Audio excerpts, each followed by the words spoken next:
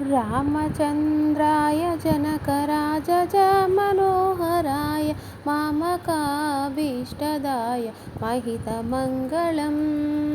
रामचन्द्राय जनकराजज Manoharrai मामकाभीष्टदाय महितमङ्गलम्।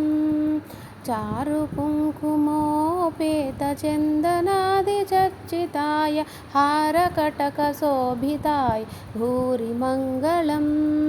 विमलरूपाय विविधवेदान्तवेद्याय सुजनचित्तकामिताय सुभगमङ्गलम्।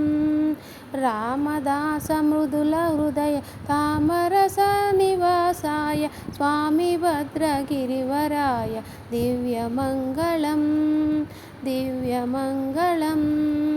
रामचन्द्राय जनकराजज Manoharrai मामकाभीष्टदाय महितमङ्गलम्।